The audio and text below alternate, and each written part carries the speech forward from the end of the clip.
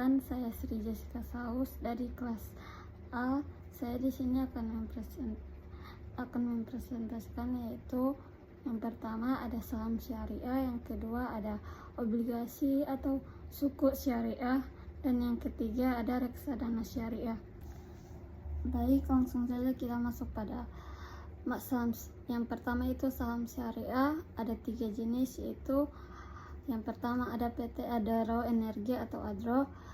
Adaro Energi Indonesia adalah perusahaan energi terintegrasi yang berfokus pada pertambangan batubara, jasa pertambangan, logistik, dan pembangkit listrik. Tahun berdirinya PT Adaro ini yaitu tahun 1982. Ia bergerak di sektor usaha bidang energi atau batubara. Tahun listing di BII yaitu tahun 2008. Kinerja saham sejak IPO pada tahun 2008, Adro telah menunjukkan pertumbuhan yang signifikan. Meskipun sempat mengalami kerugian pada tahun 2020 akibat pandemi, perusahaan berhasil membukukan laba sebesar 745 miliar pada September 2021, didorong oleh peningkatan harga batu bara.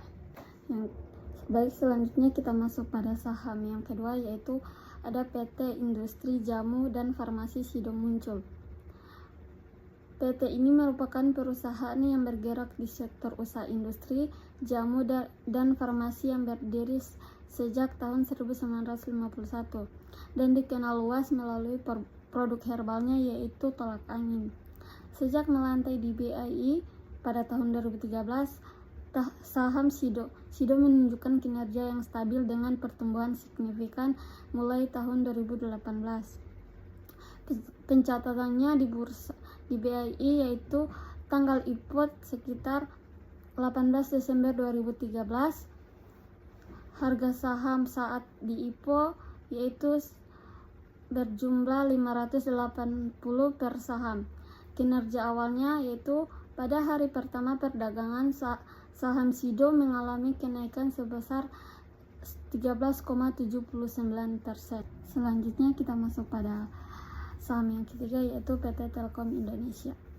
PT Telkom Indonesia adalah perusahaan milik negara yaitu BUMN yang menyediakan layanan telekomunikasi dan jaringan untuk layanan telepon, internet data, dan solusi teknologi informasi.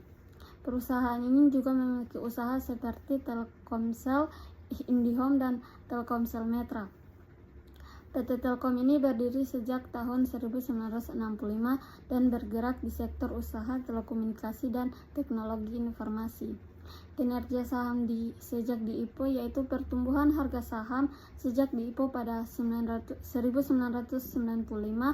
Saham Telkom telah memberikan return hingga 1.800% kepada investornya. Kapitalis pasar yaitu perusahaan ini memiliki kapitalis pasar sebesar 376,4 triliun, menjadikannya salah satu perusahaan dengan kapitalis pasar terbesar di Indonesia. Indeks harga saham yaitu saham Telkomsel termasuk dalam indeks LQ45 yang terdiri dari 45 saham paling liquid dan bekerja baik di BII. Baik, selanjutnya kita masuk pada obligasi atau sukuk syariah. Yang pertama yaitu ada Project Based Sukuk atau PBS 031. Nilai penerbitannya yaitu 4,8 triliun, tanggal jatuh tempo 15 Juli 2024. Tenornya kurang dari 1 tahun. Akad yang digunakan adalah akad ijarah atau sewa menyewa. Tujuan pembiayaannya yaitu untuk membiayai proyek-proyek pemerintah yang sesuai dengan prinsip syariah. Imbal hasilnya yaitu sekitar 4,00% per tahun, dibayarkan setiap 6 bulan. Yang kedua ada sukuk syariah yang kedua yaitu sukuk mudharabah jangka menengah 2 tahap tahun 2022 tahap 1. Nilai sukuknya yaitu sebesar 312,7 miliar, Tenornya 3 tahun, jatuh tempo 16 Juni 2025. Akad yang digunakan adalah akad mudharabah. Tujuan pembiayaannya yaitu untuk tambahan modal kerja, pembiayaan, dan pelunasan kewajiban sesuai prinsip syariah. Ijarahnya yaitu 8,75% per tahun. Selanjutnya yang ketiga ada sukuk dan investasi infrastruktur. Nilai sukuknya yaitu sebesar 6-28 triliun tergantung tahun atau seri. Tenornya yaitu sekitar 3,5 tahun. Akad yang digunakan adalah akad ijarah. Tujuan dari pembiayaan ini yaitu untuk proyek infrastruktur dalam APBN seperti jalan, jembatan, irigasi, dan lain-lain. Nilai ijarahnya yaitu tetap 6,5 sampai 6,75% per tahun, dibayar per bulanan. Selanjutnya kita masuk pada reksadana syariah. Yang pertama ada HPAM Syariah Ekuitas. HPAM Syariah Ekuitas merupakan reksadana saham yang berdiri sejak tanggal 28 Agustus 2014 dan dikelola oleh PT Henan Putihrai Asset Management. Nilai aktiva bersihnya itu per unit sebesar 951,16. Dana yang dikelola sekitar 482,31 miliar. Jumlah unit penyertaannya yaitu 576,631,497 unit.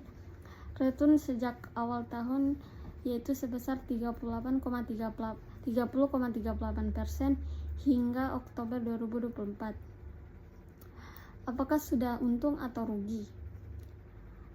Return sejak peluncuran juga menunjukkan pertumbuhan positif karena NAB per unit saat ini sekitar 951,16 mendekati nilai awal yaitu sebesar 1 juta, namun dengan fluktuasi pasar sempat turun dan kemudian kembali naik. Komposisi sahamnya yaitu komposisi saham yang dimiliki sampai memiliki aset yaitu ada pertama PT AKRK Prindot sebesar 12,2%, yang kedua ada PT Indofood Sukses Makmur sekitar 2,9%, dan yang ketiga ada PT Indo Infrastruktur Finance sekitar 4,1%.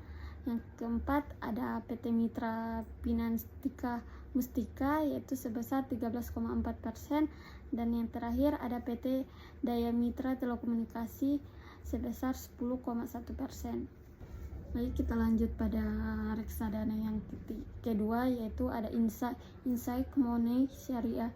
Insight Money Syariah ini merupakan reksadana pasar uang syariah yang dikelola oleh PT Insight Investment Management yang berdiri sejak 30 September 2015. Nilai aktiva bersihnya yaitu per unit sebesar 1,600,054 per unit. Total dana kelola yaitu 121,53 miliar. Jumlah unit penyertaan yaitu sekitar 5 juta per unit. Kinerja sejak peluncuran mencapai pertumbuhan positif dengan NAB per unit meningkat dari awal 1 juta menjadi 1.600.000 di tahun 30 September 2024. Apakah sudah untung atau rugi? Dengan peningkatan NAB per unit dari 1 juta menjadi 1.600.000, reksadana ini mencatatkan pertumbuhan yang stabil dan menguntungkan bagi investor. Komposisi sahamnya, reksadana Insight Money ini tidak memiliki saham, oleh karena itu tidak membeli aset perusahaan melalui ekuitas. Aset-aset yang dibiayai adalah proyek-proyek berbasis sukuk dan aktivitas pembiayaannya jangka pendek melalui lembaga keuangan syariah. Selanjutnya kita masuk pada reksadana yang ketiga, yaitu Sukor Invest Syariah Balance Fund, yang merupakan reksadana campuran syariah yang dikelola oleh PT Sukor Invest Asset Management dan berdiri sejak 23 Mei tahun 2019. Nilai aktiva bersihnya yaitu per unit sebesar 1.143,3. Total dana kelola yaitu sebesar 1,3 triliun. Return untuk 1 tahun terakhir yaitu 6,35%. Apakah sudah rugi atau untung?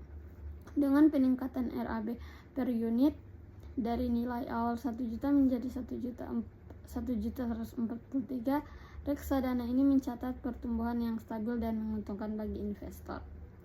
Aset yang dibeli yaitu yang pertama ada industri konsumen, yaitu pabrik makanan dan minuman halal, distribusi produk konsumen. Yang kedua ada energi dan infrastruktur, proyek energi terbarukan, dan pembangunan infrastruktur pabrik. Yang ketiga ada kesehatan rumah sakit dan fasilitas kesehatan yang berbasis syariah. Dan yang terakhir ada teknologi telekomunikasi dan komunikasi, pengembangan teknologi informasi dan jaringan komunikasi. Baiklah, itulah hasil dari saya. Sekian, wassalamualaikum warahmatullahi wabarakatuh.